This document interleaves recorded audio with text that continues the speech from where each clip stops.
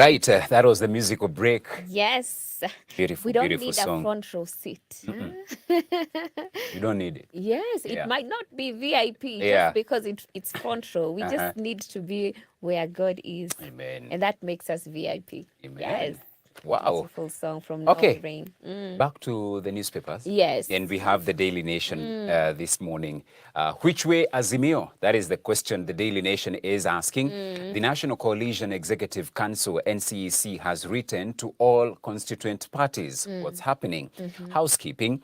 Azimio la Umoja One Kenya has called for a crucial meeting coming Thursday. Yeah. And this is expected to determine the future of the coalition and its membership amid internal wrangles over the Bomas National Dialogue Report and also the camp's presidential flag bearer in the 2027 State House contest. That is a story that you can read inside the Daily Nation on page 4. So they're saying the coalition's top brass has been reading from different scripts on Bomas' report and also the 2027 presidential race. So it's just putting their house in order. And the Azimio leadership will be meeting with the constituent parties. That is on Thursday this week. I also see ministry moves to effect SHIF payslip cuts this month. Oh. Remember, this month we have how many days? 10 days Yeah. to the end of this month. But they are reporting here that the Ministry of Health is working round the clock to have regulations that will enable implementation of the Social Health Insurance Act of 2023 in place this week. Sources indicating the goal is to have deductions effected starting this month. Remember, the salaries already are paid. For those who have salaries, they already have exhausted. But the government inasema we will be having those the same effected this month. So it means that next month, if it is effected, we will have a double deduction for SHIF. So one deduction for the month of January and the other deduction for the month of February. I think they are trying to follow the same trajectory that the housing levy also followed. You remember, happened, at some point, it was the ban on the implementation was lifted mid-month when salaries had already been processed and everything. But then again, once whatever was lifted, wakasema weka. So the following month, it was double. But you know what? We shall survive. God will provide. Yeah, that's why you need to join us in the next hour. We are talking of tax laws in as far as law logs is concerned. What happens when you try to evade those taxes? Yeah.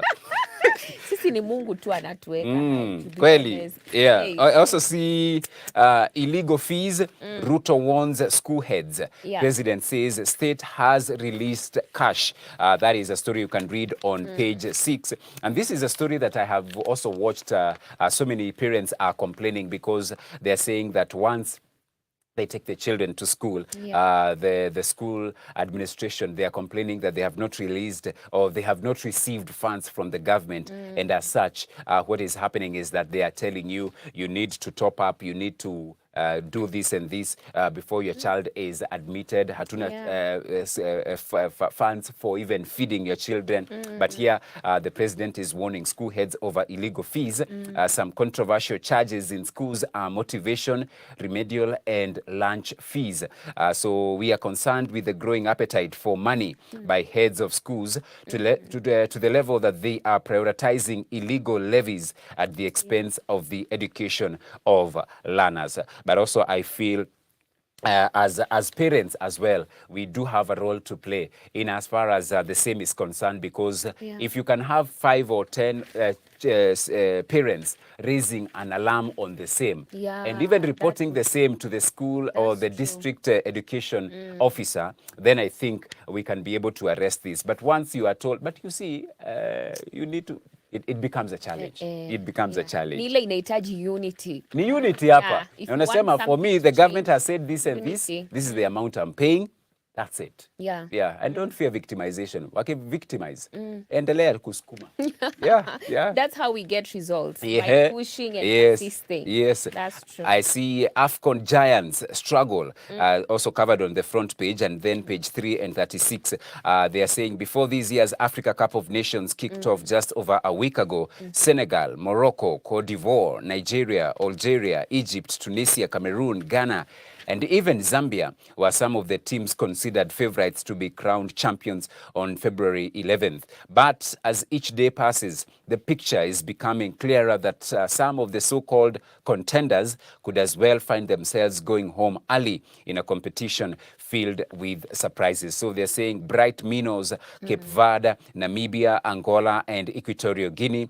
Big names rattled: Egypt, Cameroon, Tunisia, Ghana, and Algeria. Read that on page 3 and page 36.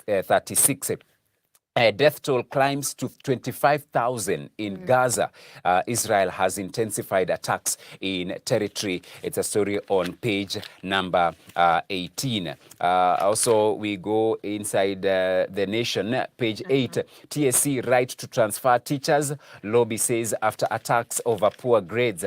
Kesha says teachers cannot do their work effectively if they constantly live under a cloud of fear at school. Release ECDE tutors union tells governors. That is Matters Education on page 8. I also see inside the Daily Nation, the County News, counties staring at a crisis on delay to release 80 billion shillings. So devolved units grappling with payment of staff salaries, remittance of statutory deductions. So 398 billion shillings is the amount counties have rejected as the equitable share of revenue to counties. They are pushing for 450 billion shillings. That is in the county news category on page 16. And county defies order as it takes over hospital. Nakuru War Memorial Hospital and devolved unit fighting over 25-acre land. That is on page 7 inside the nation. I see the DN2 pull out today. Junior sport. They are saying baseball, my favorite sport. You meet Joram Mwangi, a grade 6 pupil with a dream of becoming a star. This is not a very common game, but this has not stopped Joram from seeking to become a star. You read that story inside the Daily Nation. We go to the back page, and they are reporting DR Congo force Morocco to wait to seal a last 16 spot. That was the match played yesterday. I watched this match. It was an entertaining encounter, and it ended in a 1-0 draw as Silas Katompa Mvumpa earning Leopards a crucial deserved draw. Then I see Salah convinced success will come sooner or later, although he has been ruled out of the group stages and also the the last 16 should the Pharaohs make it. So we do have matches today. Equatorial Guinea will be taking on the hosts Cote d'Ivoire. This is from 8 p.m. Same time that the Super Eagles of Nigeria will be locking horns with Guinea-Bissau. And then at 11 p.m., 2 matches also will be played. Cape Verde will be taking on Egypt as the Black Stars of Ghana will be entertaining Mozambique. Those both matches will be at 11 p.m. I see oldest and best senior athletes who match Dakar winner Saints. Then I see Leopards down Nairobi City Stars to make it 3 wins in a row. Kenya Police also beating Nzoia Sugar 2-0. FC Talanta lost to Bidco United 5-3. That was an entertaining encounter as Moranga Seal lost by a goal to 0 to Rangers. Tuskers Matano should just get used to being whipped by Gor Mahia. That is according to Steve Omondi. Read that inside the Daily Nation, page 34. Then Novak Sabalenka reach Australian Open quarters, even as FIFA condemns abhorrent racism at games in Italy and in England. That is what is being reported in the Daily Nation. All right. I'm looking at the Standard right here, and quite interesting is the story about the SHIF. But even before we get to that, maybe I can look at the top page and what is making the top headlines. I see Gachagua blames hidden hand for Mount Kenya troubles. And Deputy President Rigathi Gachagua has claimed there is a political scheme to divide the region. That's the Mount Kenya region. He has warned local leaders to desist from being used to cause divisions, as they would be left alone since Mount Kenya will never join the bandwagon. Okay, a story you can find on page 4. That is what is making the headlines. And I see here, top page as well, we have Pharaohs to miss Salah in crunch tie. That is on page 32 of the sports page. I also see here Raila consolidates his support base with Coast Tripper, a story you can find on page 10. And now when we get into what is happening on page 2, I see mixed opinions on affordable housing bill as hearing is led. I mean, this has brought a lot of sijui tuseme tumbo joto ama tuiseme vipi. And I see here 5.76 million is the amount Kenyans will pay for low-cost homes under President Ruto's housing program. And of course, kuna hizo stipulations za if at all I have a house, if at all I'm okay, why do I need to pay towards this? Yeah, so there's a lot of still bado kuna mambo mengi. And I see here Speaker of Homa Bay, bunge la wenye nchi, that is Walter Opio, said some people already have houses, hence they should not be taxed for construction of affordable houses. And he says that if you already have a house, why should the government tax you again for the housing levy? This should be optional for Kenyans, Opio has said. A story you can find in more detail, that is on page 2. And I see here agents linking students to UK universities offer promise of jobs. I see team pledges stringent measures to ward off scammers in student recruitment processes. And Glasgow Caledonian University rep says her institution did due diligence before approving local officials. So you can find on page 3. And when I go to page 4, of course, it's all about DP claiming external forces leading to scheme to divide Mount Kenya region. Remember, 2027 is when Kenyans will go to the polls to elect their next president, MPs, senators, governors, and also MCAs. I see Gachagua appeals to leaders to embrace unity instead of looking at people based on political affiliations. A nominated MP says the mountain can only divide itself and nobody can come from outside to divide it. Interesting. A story that is on page 4. And I also see here now the SHIF. By the way, it's set to replace the NHIF. But when you look at how it is, I see the more you earn, the more you're going to be cut. Because if you're earning 1 million shillings, for instance, UGG, maybe Amen, I receive. utakuwa unakatwa 27,500. So yeah, that is what is happening. So the more you earn, the more you're being cut. But I see good news here for low-income earners, because individuals earning 3,000 shall pay 82.50 as compared to current monthly deduction of 150 to the National Health Insurance Fund. So as we go up, kinaenda kikiumana huko juu. So that's how it is. So if you're earning like 50,000 and above, you kama nini before we would pay like, let's say 1,100, others would pay, you know, just around that, meaning that with the new one you'd pay like 1,375. And if you're earning like maybe 74,000, 95,000, you are paying 1,600, but now you'll be paying like 2,475. So basically it's actually higher than NHIF, but that depends on how much you're earning. So the more you're earning, the more the money that you're going to be paying. The SHIF is going to cover all health center and dispensary costs, in addition to higher level hospitals, unlike NHIF that covers services at level 4, 5, and 6. So we are paying more, but then for more. You know, for more benefit when it comes to, you know, matters health. And SHIF covers all Kenyans, the employed, the unemployed, the old, young, poor, and rich. I think what we are praying for is that the execution will be well done, so that it's not just a flowery agenda, flowery things that they're saying, and then when we get to that side, we don't really see that coming to play. So I think if at all we are to believe and have faith that indeed this is something that could be good, it could actually benefit a big percentage of Kenyans. And I see the SHIF card will be used at the nearest health facility, including public, private, and faith-based organizations as well. So the SHIF is anchored on prevention of disease. So yeah, that is what is happening, and you can read more on page 6. So that but for now we will continue to pay the normal NHIF until everything has been laid out, because I see various provisions of the Social Health Insurance Act will remain suspended pending hearing of appeal by the CS.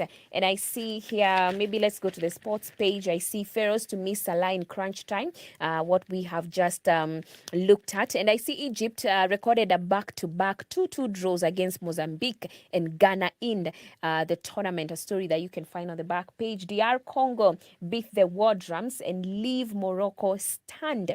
It was a 1-1. And I see here Congolese side surprise heavyweights in Morocco in Group F encounter, and World Cup semi-finalist held a 1-1 by a determined DR Congo side. I think Congo is really coming up. And I see here they caught the job, the dream, Onyango's unparalleled basketball journey. Beautiful story. An article you can find on page 30, that is on the sports page, and 31 as well of this Standard. So that's it for the Standard. Right. The Business Daily this morning, the headline, half of banks lean on CBK liquidity support, says IMF. So 20 commercial banks accessed discount window by September. Disclosures highlight risk from falling bond prices.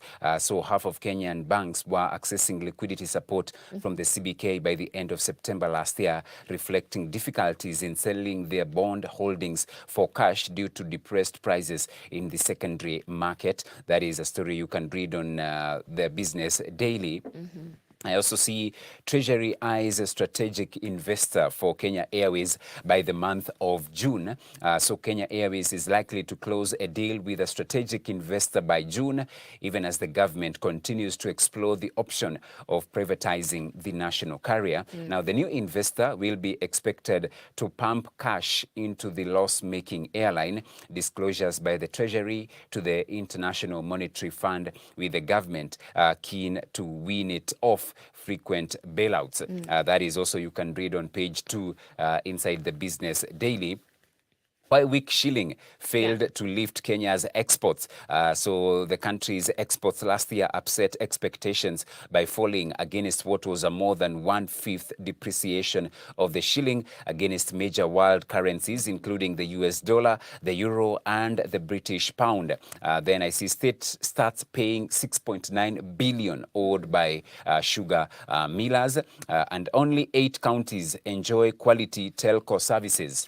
So only 8 out of Kenya's 47 counties on average enjoy the industry-set quality of services from local telcos, Safaricom, Airtel, and Telkom Kenya, pointing to the underlying gaps that exist in the country's network coverage. That is what is being reported in the Business Daily. Yes, and you can definitely get to catch up with the Hope FM, because at every top of the hour, we have news on the go, we have news, and you can definitely get all the information that you need. Pia hapa Hope TV, we have Dira. We also have News Watch at 9, Dira at 7 p.m. And of course, you can check out our website, you know, just in case you need more news, more information. You can get the hard copy dailies, the Standard, and also the Business Daily. And as Gigi always says, this is to inform us of what is happening in our country, and to also pray. And remember, the SHIF is awaiting actually public participation. So that means we need to think about it, get informed about what are the advantages, the disadvantages, the pros and the cons,